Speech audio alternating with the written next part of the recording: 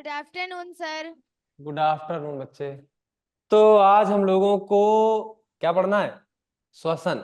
श्वसन नाम की चीज है क्या? पहले तो यही बात आती है कि यार क्यों जरूरी है। तो मनुष्यों में तो तुम्हें मालूम है कि तुम श्वसन कैसे करते हो, बस एक सांस घसीटते हो हाँ, और सांस को छोड़ देना। क्या ये श्वसन है? हाँ ठीक है, ये श्वसन के अंतर्गत आता है, लेकिन एक्चुअल में श्वसन का मतलब क्या है? एक्सचेंज ऑफ गैसेस, गैसों का आदान प्रदान। किसका आदान प्रदान बेटा? पैसों का आदान प्रदान। हाँ, और ये क्यों जरूरी है? गैसों का आदान प्रदान या फिर विनिमय। विनिमय का मतलब होता है एक्सचेंज। क्या करना? एक्सचेंज करना। एक्सचेंज का मतलब तुम लोग बचपन में सीख करके आए होगे कि अदला बदली कर लेना। ठीक है, किसी के पास काला पेन था, तुमने अपने फ्रेंड को काला पेन दे दिया, बोले नहीं तुम हमें नीला दे दो, हमारे पास नीला नहीं है। ठीक है, तो उसने नीला कर लिया, तो इसको बोलते हैं एक्सचेंज करना। तो ये बेटा हर एक एनिमल, जो भी जंतु जगत के अंतर्गत आते हैं या फिर जीव जगत के अंतर्गत आते हैं, किसके अंतर्गत आते हैं? जीव जगत के अंतर्गत। और जीवों में दोनों आ जाते हैं, जंतु भी आते हैं और वनस्पतियां भी आ जाती हैं। ठीक है, ये दोनों के दोनों क्या करते हैं? गैसों का एक्सचेंज जरूर करते हैं। अब हम तुम्हें बताते हैं कि हम लोगों ने कक्षा 9 में कोशिका पढ़ी थी। क्या पढ़ी थी बच्चों? क्या पढ़ी थी? कोशिका। कोशिका का ये वाला हिस्सा क्या होता था? झिल्ली सर। कौन सी झिल्ली? कोशिका झिल्ली। ठीक है, और ये क्या होता था? सर कोशिका द्रव्य। वेरी गुड, कोशिका द्रव्य। द्रव। ठीक है, और ये क्या था? सर केंद्रक। केंद्रक था। सही जवाब, एकदम सही जवाब। ठीक है, अब तुम ध्यान देना बेटा। तो हमें मालूम है कि जो भी हमने खाना खाया है या फिर जो भी पौधों ने खाना खाया था, सब क्या बनाते हैं बेटा? ग्लूकोज। ग्लूकोज। और इसके ऑक्सीकरण से क्या निकलती है? ऊर्जा। क्या निकलती बच्चों? ऊर्जा। ऊर्जा निकलती है। किससे? C6H12O6। अब तुम ऐसे कोरिलेट करना कि जो भी हमने खाना खाया था, जो भी हमने खाना खाया था, ठीक है, वो हमारे पेट के भीतर गया, उस खाने को पचाया गया, पचाने के बाद वो खाना कहाँ भेज दिया गया? शरीर की विभिन्न कोशिकाओं में भेज दिया गया। कहाँ भेज दिया गया बच्चों? शरीर की विभिन्न कोशिकाओं में, हाथ में, नाक में, पैर में, सब जगह, है ना। अब होगा क्या कि जब वो खाना सब जगह भेजा गया, तो जाहिर सी बात है कि हमें उस खाने से क्या प्राप्त करनी है? एनर्जी प्राप्त करनी है। क्या प्राप्त करनी है? एनर्जी प्राप्त करनी है। और वो एनर्जी कैसे प्राप्त होगी? जब ऑक्सीजन का एक अणु किसके साथ बाइंड होगा? ग्लूकोज के साथ में। ठीक है, जब ऑक्सीजन का एक अणु ग्लूकोज के साथ में जुड़ेगा तो बेटा CO2 बनेगी और H2O बनेगा, और साथ में एनर्जी अर्थात ऊर्जा भी निकलेगी। क्या निकलेगी बच्चों? ऊर्जा। तो क्या ये तुम्हारी बॉडी में अभिक्रिया होती है? हाँ ऑफ कोर्स होती है। तुम सांस के द्वारा। अच्छा, तुमको ये ऑक्सीजन कैसे मिल रही है? तो जब तुमने क्या ली? सांस ली। सांस ली, तो ऑक्सीजन कहाँ गई बच्चों? अंदर फेफड़ों में। अभी तुम्हें बस समझना है कि ये अंदर घसीट करके हमने कोशिका को दे दी। किसको दे दी बेटा? कोशिका को। और अब ये कोशिका क्या करेगी? कोशिका के पास पहले से ग्लूकोज था। क्या था बच्चों? ग्लूकोज। कोशिका के पास पहले से ग्लूकोज था। जो भी हमने खाना खाया था, तो खाना पचाने के बाद वो खाना कहाँ चला गया? कोशिका में गया। कहाँ गया? कोशिका में। अब इस खाने को जब तोड़ा जाएगा तो हमें उससे क्या मिलेगी? एनर्जी मिलेगी। लेकिन इस खाने को तोड़ने के लिए हमें किसकी जरूरत है? ऑक्सीजन की जरूरत है। चलो वापस से ध्यान देना कि जो भी तुमने खाना खाया था, हमने एक प्रक्रिया अभी पोषण पढ़ी थी, है ना। पोषण में हमने देखा था कि जो भी हमने खाना खाया है वो खाना डाइजेशन के बाद शरीर की कोशिकाओं तक पहुंच गया। कहाँ पहुंच गया? कोशिकाओं तक। और उन कोशिकाओं में उस खाने को क्या किया गया बच्चों? स्टोर कर लिया गया। क्या कर लिया गया? सेव कर लिया गया, है ना। अब यही खाने में क्या है? ग्लूकोज है। जब ये ग्लूकोज ऑक्सीजन के साथ संपर्क में आता है तो CO2 गैस बनाता है और पानी बनाएगा, साथ में क्या बनाएगा? एनर्जी बनाएगा। और इसी एनर्जी का इस्तेमाल हम लोग डेली लाइफ में इस्तेमाल करते हैं, चलने में, खेलने में, कूदने में, उठने में, बैठने में, दौड़ने में, है ना। ठीक है, कि ये हमारा एक जंतु है, इसने खाना खाया। क्या खाया? खाना खाया। और ये खाना शरीर की सभी कोशिकाओं में जाकर के सेव हो गया। अब इस खाने को तोड़ा जाएगा, इस खाने को तोड़ा जाएगा, जिससे हमें क्या प्राप्त होगी? ऊर्जा, एनर्जी, लेकिन उस खाने को तोड़ने के लिए हमें क्या चाहिए? Oxygen, CO2 oxygen. और ये ऑक्सीजन किससे लेगा? अपनी नाक से लेगा। से, नाक से। समझ में आया? और ऑक्सीजन को अपने शरीर के भीतर लेकर के जाएगा। और जब ये प्रक्रिया संपन्न हो जाएगी तो कौन सी गैस निकलेगी? CO2 इस CO2 को क्या किया जाएगा? बॉडी से निकाल दिया जाएगा। समझ में आया कि नहीं आया? Yes sir. इसी को श्वसन बुलाते हैं। अभी हम लोग इस श्वसन को डिटेल में पढ़ेंगे, अभी थोड़ा सा एक आइडिया दे रहे थे। अब ध्यान देना बच्चों कि ये जो C6H12O6 था, जब ये तोड़ा गया था, ये क्या है बच्चों? ग्लूकोज। ग्लूकोज, ग्लूकोज के साथ क्या बाइंड हुई? Oxygen, oxygen. और ऑक्सीजन बाइंड होने के बाद क्या बना था? Carbon dioxide, very good. Carbon di और जल ऑक्साइड एवं जल। और ऊर्जा, एनर्जी। और साथ में क्या निकली थी? ऊर्जा निकली थी। हाँ, ये yes. ऊर्जा एक सिक्का होता है, उसके तौर पे सेव की जाती है, ATP। क्या होता है? अभी समझो समझो समझना। ये जो एनर्जी है, इस एनर्जी को ऐसे सेव कर लेते हैं, किसके फॉर्म में? एक ATP के रूप में। जैसे कि अगर हमारे पास सिक्के हैं, सिक्के समझ रहे हो? रुपया वाले सिक्के की Yes, बात sir. कर रहे हैं हम। Yes sir. 10-10 के 10 सिक्के हैं तो हम सबसे ज्यादा अमीर व्यक्ति हैं, है ना। और बगल वाले के पास 2 ही सिक्के हैं 10-10 के, तो उसके पास 20 ही हुए, हमारे पास तो 100 रुपए है ना। Yes sir. उसकी तुलना में हम ज्यादा सामान खरीद सकते हैं बाजार से। ठीक उसी तरह से जिसके पास ज्यादा ATP है वो ज्यादा काम कर सकता है ना। यस और सर। जिसके पास कम ATP है वो कम वो काम कर सकता है।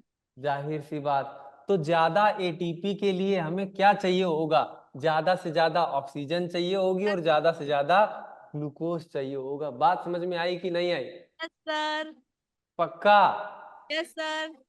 ATP तक क्लियर हो गया है।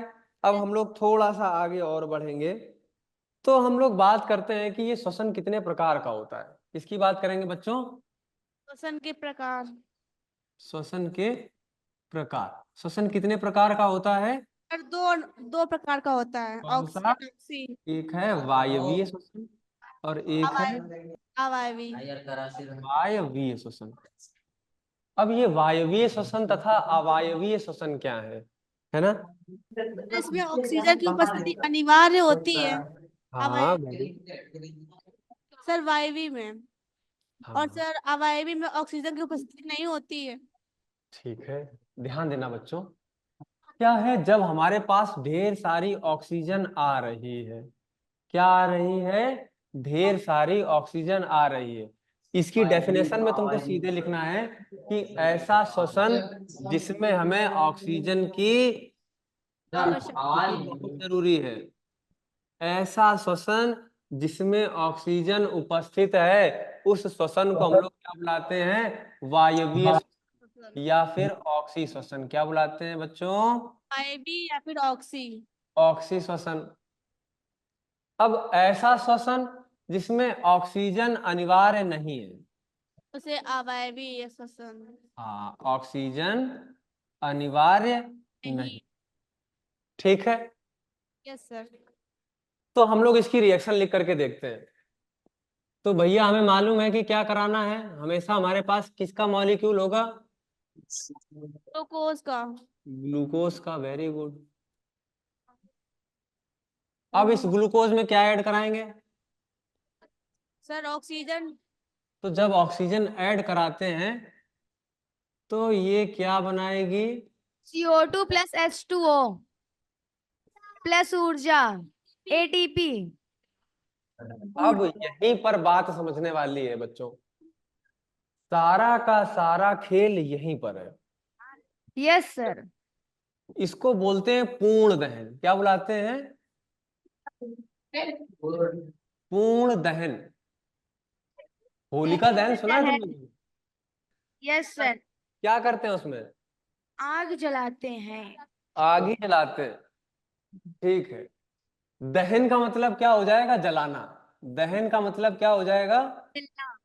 जलाना, ठीक है। Yes sir. और पूर्ण का मतलब क्या है? कि वह सब कुछ जलाना। पूरी तरह से जल जाए। कैसे जल जाए बच्चों? पूरे जगत का जलना। तो बेटा ये ग्लूकोज का मॉलिक्यूल, ये जो ग्लूकोज का अणु है, ऑक्सीजन के संपर्क में आते ही पूरी तरह से जल जाएगा और कोई भी राख बचने वाली, मतलब कुछ भी नहीं बचेगा। ध्यान देना बच्चों, ये दोनों के दोनों क्या हो जाएंगे? उड़ जाएंगे। CO2 तो गैस है ना, और H2O भी सरल अणुओं में टूट करके क्या हो जाएगा? पूरा का पूरा निकल जाएगा और सिर्फ तुमको क्या बचेगा? ATP। एनर्जी बची। इसी अभिक्रिया को हम लोग बुलाते हैं पूर्ण दहन। क्या बुलाते हैं? पूर्ण दहन। अर्थात इसमें ग्लूकोज का क्या हुआ? पूर्ण दहन हुआ। ये बात समझ में आई बच्चों? यस। पक्का आई? Yes sir. इसमें ग्लूकोज का क्या हुआ? दहन, पूर्ण पूर्ण दहन हुआ। लेकिन अवायवी में क्या होगा? ग्लूकोज के अणु का पूर्ण दहन नहीं होगा। क्यों नहीं होगा? क्योंकि कुछ ना कुछ तो बचेगा। इसका मतलब तो यही हुआ ना बच्चों। यस। चलो, तो इसमें भी हम ग्लूकोज को जला के देखेंगे। क्या करेंगे? ग्लूकोज को जलाएंगे। ये क्या है? Sir glucose. ग्लूकोज है। और फिर, और ध्यान दो, इसमें ऑक्सीजन की कमी रहेगी। क्या रहेगी बच्चे? कमी। ऑक्सीजन की कमी रहेगी। सर इसमें ऑक्सीजन होती है बट कम मात्रा में होती है। C2H5OH। अब ध्यान दो बच्चों, अल्कोहल का है सर सूत्र। तो ध्यान दो बेटा, क्या ये ग्लूकोज का मॉलिक्यूल पूरी तरह से जल गया? नहीं सर। नहीं जला ना। इसमें CO2 तो निकल गई, लेकिन ये जो बना है ये तो एथिल अल्कोहल बना है, पूरी तरह से जला ही नहीं। Yes sir. तो इस, ध्यान देना बेटा, इस क्रिया के बाद भी हमें ATP प्राप्त होती है और इसके बाद भी हमें ATP प्राप्त होती है। लेकिन इस वाली अभिक्रिया में ATP की मात्रा बहुत ज्यादा होती है और इस वाली अभिक्रिया में ATP की मात्रा कम होती है। बात समझ में आई कि नहीं आई? Yes sir. तो अंतर लिखने के लिए आता है हाई स्कूल के एग्जाम में कि श्वसन के प्रकार लिखिए, तो तुम्हें लिखना पड़ेगा कि वायवीय श्वसन तथा अवायवीय श्वसन, है ना। वायवीय श्वसन की बात करेंगे तो इसमें 38 ATP निकलते हैं। कितने ATP निकलेंगे?